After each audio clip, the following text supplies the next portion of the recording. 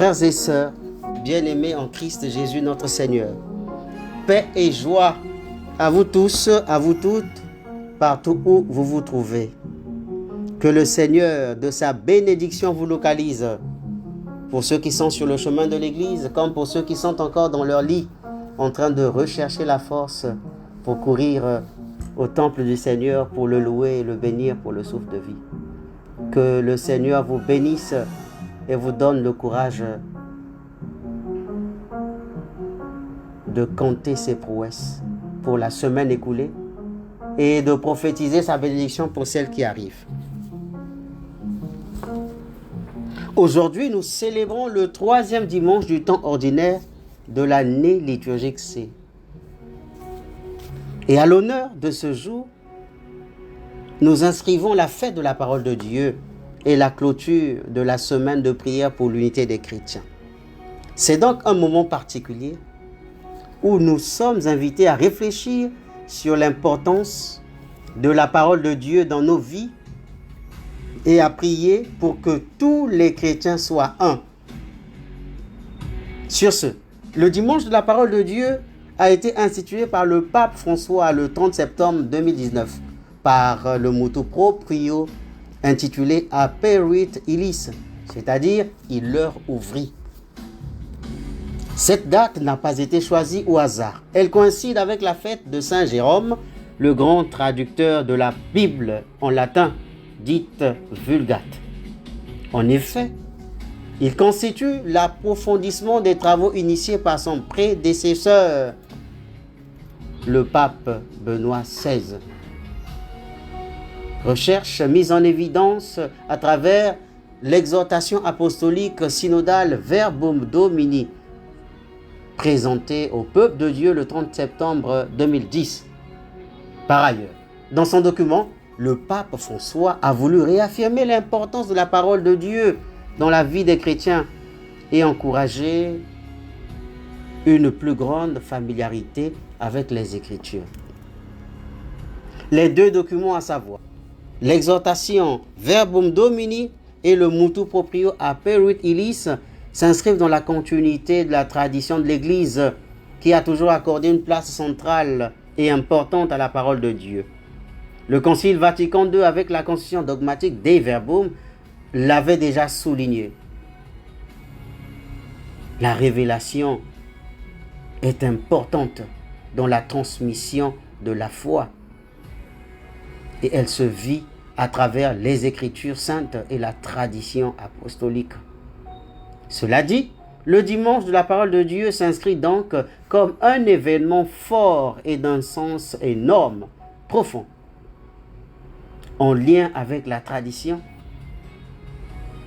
qui met en valeur l'amour pour les Saintes Écritures et la vulgarisation de cette parole pour en faire ce que l'on peut appeler la culture biblique.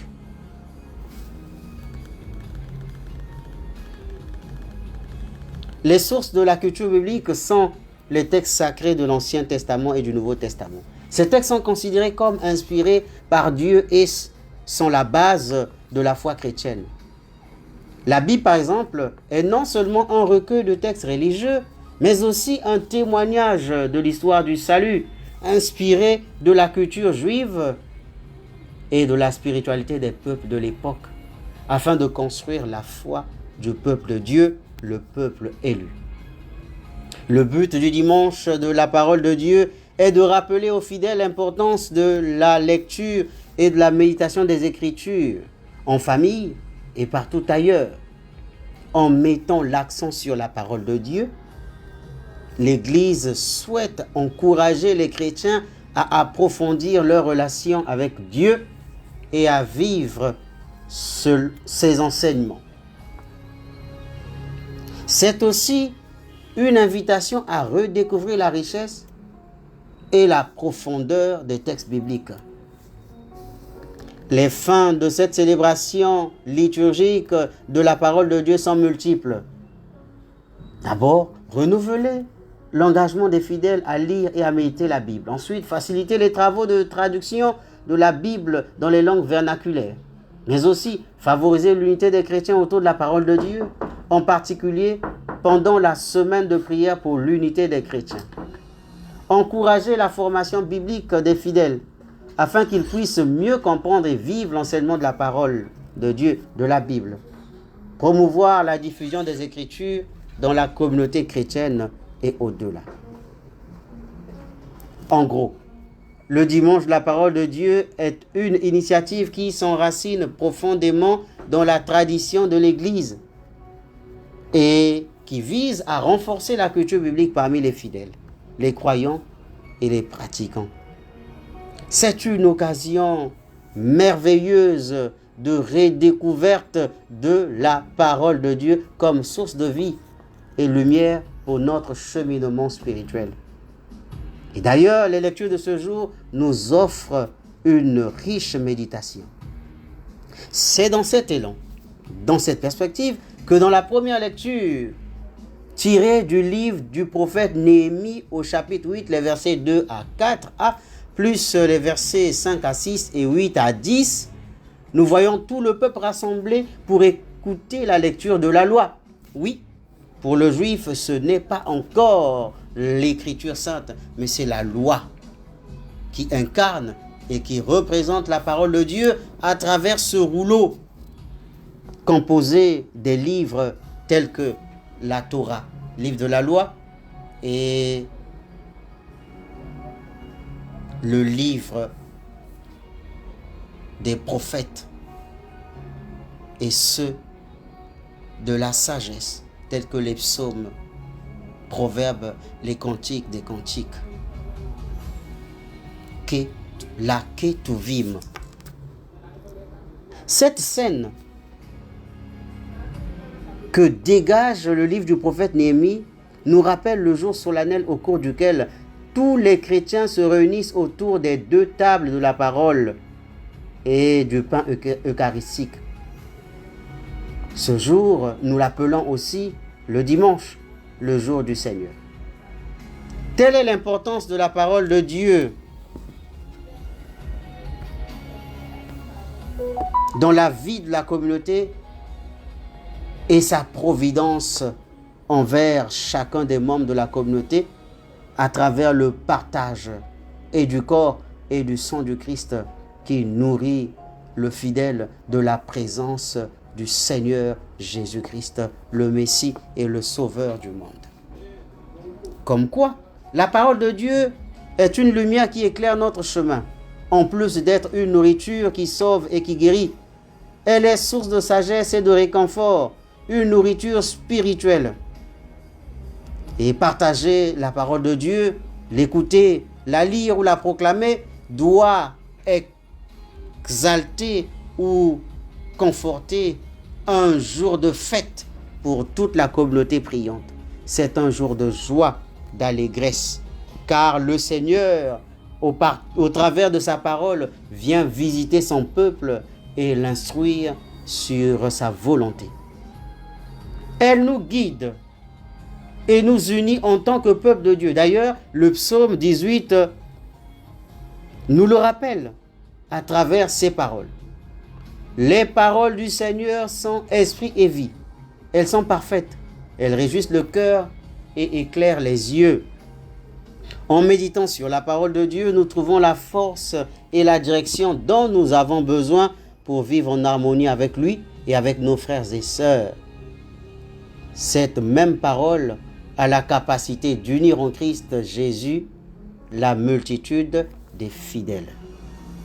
Dans la deuxième lecture, saint Paul nous rappelle que nous sommes le corps du Christ et que chacun de nous est membre de ce corps. 1 Corinthiens chapitre 12, versets 12 à 30. Cette image du corps nous invite à réfléchir sur notre unité en Jésus-Christ. Bien que nous soyons différents et que nous ayons des rôles variés, nous sommes tous unis par notre foi en Jésus-Christ. Cette unité est essentielle, non seulement pour notre propre croissance spirituelle, mais aussi pour le témoignage que nous rendons au monde. Enfin, dans l'évangile de Luc, chapitre 1, versets 1 à 4, plus le chapitre 4, versets 14 à 21, Jésus proclame que aujourd'hui s'accomplit ce passage de l'Écriture.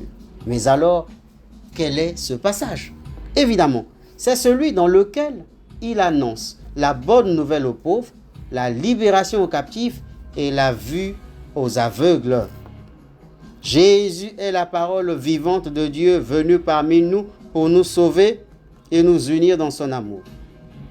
Frères et sœurs, bien-aimés, en cette semaine de prière pour l'unité des chrétiens, prions que tous les disciples du Christ puissent se rassembler autour de la parole de Dieu et travailler ensemble pour l'unité. Que la parole de Dieu soit notre guide et notre inspiration, nous aidant à surmonter les divisions et à bâtir un monde de paix et de justice. Que ce dimanche de la parole de Dieu nous aide à renouveler notre engagement, à lire, méditer et vivre la parole de Dieu chaque jour. Puisse cette parole transformer nos vies et nous rapprocher de Dieu et de nos frères et sœurs. Bien-aimés frères et sœurs, je ne saurais vous quitter sans vous dire le maître mot. Je vous aime d'un amour vrai et sincère, fort et merveilleux. Et je bénis le Seigneur pour le don de cet amour qui nous lie les uns les autres dans une relation très fraternelle et sainte. Prions les uns pour les autres. Que Dieu vous bénisse, qu'il vous accorde une belle semaine active et professionnelle, mais surtout qu'il vous donne d'avoir un cœur riche et fertile pour que la parole que nous avons méditée au cœur de cette semaine et pour toujours apporte du fruit dans nos vies. Je vous aime, je vous aime. Que Dieu veille sur vous. C'était Père Célo, depuis Sainte Bernadette de Marcory. Bon dimanche, bonne fête de la parole et bonne prière pour l'unité des chrétiens. À bientôt.